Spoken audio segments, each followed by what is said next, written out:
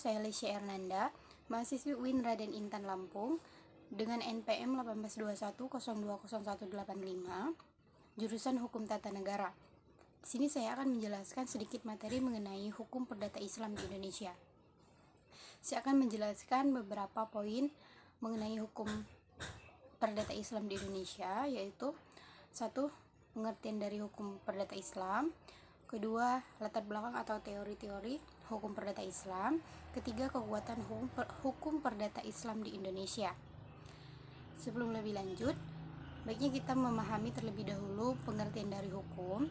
Hukum adalah seperangkat peraturan-peraturan yang dibuat oleh orang yang berwenang atau negara dengan tujuan mengatur tata kehidupan bermasyarakat yang mempunyai ciri-ciri memerintah dan melanggar, serta mempunyai sifat yang memaksa dan mengikat, dan menjatuhkan sanksi hukuman bagi orang yang melanggarnya.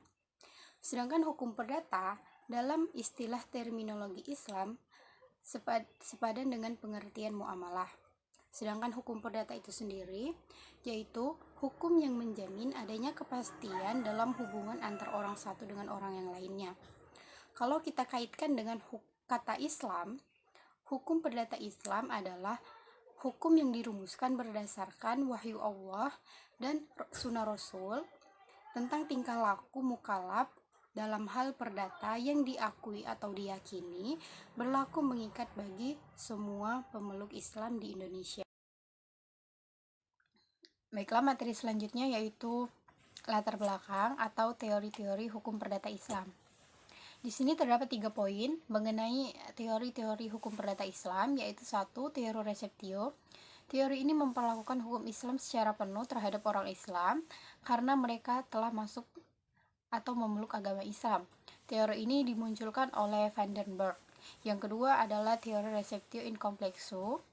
Masuknya pemerintah kolonial Belanda yang membawa perubahan-perubahan dalam pelaksanaan hukum Islam. Teori receptio ini mengatakan bahwa hukum yang berlaku bagi orang Islam adalah hukum adat mereka masing-masing. Muatan pokok teori ini adalah prinsip David in impera. Yang ketiga yaitu teori recepti atau receptio al contrario. Hukum yang berlaku kalau tidak bertentangan dengan hukum Islam. Jika hukum tidak sejalan dengan ketentuan hukum Islam, harus dikeluarkan, dilawan atau ditolak. Terakhir yaitu hukum perdata Islam dan kekuatan hukumnya di Indonesia. Dianalisis secara ketatanegaraan, negara Republik Indonesia yang asasnya adalah Pancasila dan Undang-Undang 1945,